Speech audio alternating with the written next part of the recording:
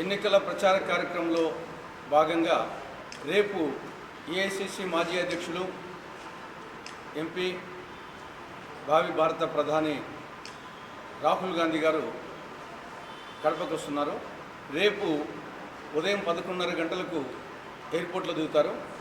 అక్కడి నుండి హెలికాప్టర్లో ఇడుపులపై వైఎస్ఆర్ ఘాట్ ఎస్టేట్కి అక్కడికి పోతారు. ఆడ ఒక అర్ధగంట అక్కడ ఉండి అక్కడ వైఎస్ఆర్ ఘాట్ను సందర్శించి వైఎస్ఆర్ స్టాచ్యూకి పూలమాల వేసి తర్వాత మళ్ళీ ఇక్కడికి కడపకు వచ్చి కడప బహిరంగ సభలో ఈ బిల్డప్ దగ్గర బహిరంగ సభ ఉంటుంది. అక్కడ 1 గంటకు బహిరంగ సభ ప్రారంభమై 2 వరకు ఉంటుంది. ఇది ఓవరాల్గా రాహుల్ గాంధీ గారి ప్రోగ్రాం. 11:30కు ఎయిర్పోర్ట్కి వస్తారు. అక్కడ నుండి హెలికాప్టర్లో ఇడుపులపై ఎస్టేట్కి పోతారు. అక్కడ నుండి మళ్ళీ హెలికాప్టర్లో ఎయిర్పోర్ట్కి వచ్చేసి అక్కడ నుండి సభాస్థలికి వస్తారు. దాదాపు 1 గంట సేపు వచ్చేసి సభా కార్యక్రమంలో పాల్గొంటారు.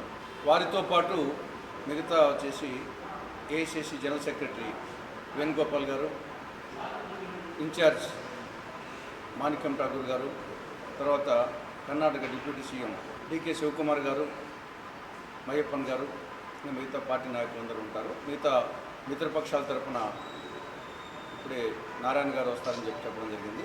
మిగతా వాళ్ళు కూడా పార్టిసిపేట్ చేస్తారు. ఇది ఓవరాల్గా రాహుల్ గాంధీ గారి ప్రోగ్రాం. రాహుల్ గాంధీ గారి సభను జయప్రదం చేయవలసిందిగా India కూటమిలోని Congress, CPI, CPM, Aam Aadmi party నాయకులకు, కార్యకర్తలకు, ప్రజలకు విజ్ఞప్తి చేస్తున్నాం. ఇక రెండవ అంశం, కడప లోక్సభ సీట్ ఆల్రెడీ ప్రజాభిప్రాయం వరకైతే ఇప్పటికే డిక్లేర్. కాంగ్రెస్ కడప కాంగ్రెస్ అభ్యర్థి శర్మిలమ్మ గారు 3 లక్షల మెజార్టీతో గెలవబోతున్నారు. ఎక్కడి పోయినా అని ప్రజల నుండి అపూర్వ స్పందన, బ్రహ్మరథం పడుతున్నారు అన్ని నియోజకవర్గాల్లో. కాబట్టి ఇది ఒక విధంగా గతంలో 82, 83 ఆ ప్రాంతంలో అప్పుడు ఎన్టీ రామారావుకు ఉన్న స్పందన వచ్చేసి ఈరోజు కడప లోక్సభ పరిధిలో కాంగ్రెస్ ప్రోగ్రాంకు, తర్వాత ఇండియా కూటమి ప్రోగ్రామ్స్కు, శర్మిల ప్రోగ్రాంకు అటువంటి స్పందన కలుగుతూ ఉంది. ఖచ్చితంగా 3 లక్షల పైచులకు మెజార్టీతో శర్మిలమ్మ గారు కడప ఎంపీగా గెలవబోతున్నారు. దీనికి ప్రధాన కారణం ప్రజలు మార్పు కోరుకుంటున్నారు. 10 సంవత్సరాలు కేంద్రంలో నరేంద్ర మోడీ పాలన, ఇక్కడ 5 సంవత్సరాలు చంద్రబాబు పాలన, 5 సంవత్సరాలు జగన్ పాలన చూసిన తర్వాత ప్రజలు మార్పు కోరుకుంటున్నారు. ఇది ఒక ప్రధానమైన కారణం. ఏ విధంగా 10 సంవత్సరాల అరణ్యవాసం, వనవాసం ముగిసి తెలంగాణలో కాంగ్రెస్ పార్టీ అధికారంలోకి వచ్చిందో అదేవిధంగా ఇక్కడ కూడా 10 సంవత్సరాల అరణ్యవాసం, వనవాసం ముగిసి కాంగ్రెస్ పార్టీ అధికారంలోకి రాబోతూ ఉంది.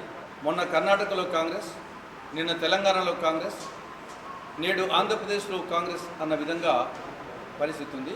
ముఖ్యంగా ఈ గ్యారంటీ పథకాలు చాలా ఎఫెక్టివ్గా పనిచేస్తున్నాయి.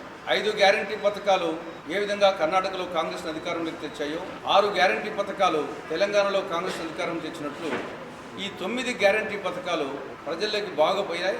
ఖచ్చితంగా 9 గ్యారంటీ పథకాలు ఆంధ్రప్రదేశ్లో కాంగ్రెస్ పార్టీకి, ఇండియా కూటమికి విజయ సోపానాలుగా, రాష్ట్ర ప్రగతికి ఇవి వచ్చేసి ఒక సంకేతాలుగా బాగా పనిచేస్తున్నాయి. దీంట్లో ప్రధానంగా 2 లక్షల రూపాయల వరకు వ్యవసాయ రుణాల మాఫీ అనేది చాలా శరవేగంగా ప్రజలకు పోయింది, రైతుల్లోకి. ఎందుకంటే మన జిల్లాలో అప్పు లేని రైతు అంటూ లేడు. ప్రతి రైతుకు అది 50,000, 1,00,000, 1,50,000, 2 లక్షలు ఎక్కువగా ఉంది. కాబట్టి 2 లక్షల రూపాయల వరకు వ్యవసాయ రుణాల మాఫీ అనేది అది ఖచ్చితంగా కాంగ్రెస్ పార్టీ అయితే చేస్తుంది.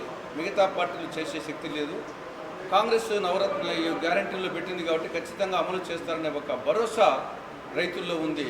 కాబట్టి రైతులు ఆతృతగా ఎదురు చూస్తున్నారు పోలింగ్ డేట్ కోసం. రెండవది, మహాలక్ష్మి పథకం కూడా చాలా విశేషంగా ప్రభావం చూపిస్తూ ఉంది. మహాలక్ష్మి పథకం కింద అది స్పెసిఫిక్గా నెలకింత, సంవత్సరానికింత, 5 ఏళ్ళకింత అని చెప్తుంటే ప్రజలు బాగా ఆలకిస్తున్నారు. నెలకు 8,333, సంవత్సరానికి 1,00,000, 5 ఏళ్లకు 5 లక్షలు అంటే ఒక లార్జ్ అమౌంట్ కింద వాళ్ళకు కనిపిస్తూ ఉంది. కాబట్టి ఇది మహిళలు విశేషంగా ఆకర్షితులవుతున్నారు. మిగతా 5 లక్షల రూపాయలతో పేదలకు ఇల్లు అనేది అది పేదలకు ఒక వరం. పెన్షన్లు కూడా 4,000, 6,000, దట్టు ఇంట్లో ఎంతమంది అర్హులు ఉంటే అంతమందికి. చిలోలకు, వితంతువులకేమో 4,000, వికలాంగులకు 6,000. కానీ ఇక్కడ ప్రస్తుతం వచ్చేసి జగన్ ప్రభుత్వం ఇంట్లో ఒకరికే ఇస్తూ ఉంది.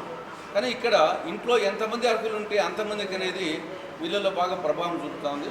కాబట్టి ఇవన్నీ ఓవరాల్గా ప్రజలు మార్పు కోరుకోవడము, ఈ గ్యారంటీ పథకాలు ఇవన్నీ బాగా ప్రభావం చూపడంతో పాటు బీజేపీ అంటే బలంగా పోయింది. బి అంటే బాబు, జే అంటే జగన్, పి అంటే పవన్. ఈ యొక్క బాణాలు వచ్చేసి బాణంతిని చూసుకొని పోయినాయి. కాబట్టి బీజేపీ అంటే రాష్ట్రంలో పూర్తి వ్యతిరేకత ఉంది. కాబట్టి ఇంతవరకు బీజేపీ వ్యతిరేకత కాకుండా ఇప్పుడు బాబు కేసినా, టీడీపీ కేసినా అది బీజేపీ కేసినట్లే, జగన్ కేసినా బీజేపీ కేసినట్లే, పవన్ కేసినా బీజేపీ కేసినట్లే అనేది బలంగా పోయింది. కాబట్టి ఇది ఓవరాల్గా పరిస్థితి నుండి ఇప్పుడు BJP versus Congress, India versus NDA, లౌకికవాదము వర్సెస్ ఈ యొక్క కమ్యూనల్ మతత్వవాదం, ప్రజాస్వామ్యము వర్సెస్ నియంతృత్వం, గాంధీ వారసులకు గాడ్సే వారసులకు అనే యాంగిల్ వచ్చింది. ఈ ప్రాంతీయ పార్టీలతో ఏమి గదిలతో అనేది వచ్చి ఈ యొక్క కూటముల మధ్య ఇండియా కూటమి, ఎన్డీఏ కూటమి, కాంగ్రెస్ బీజేపీ అనే పరిస్థితి వచ్చింది. కాబట్టి చాలా కాంగ్రెస్కు అనుకూలమైన వాతావరణం వచ్చింది.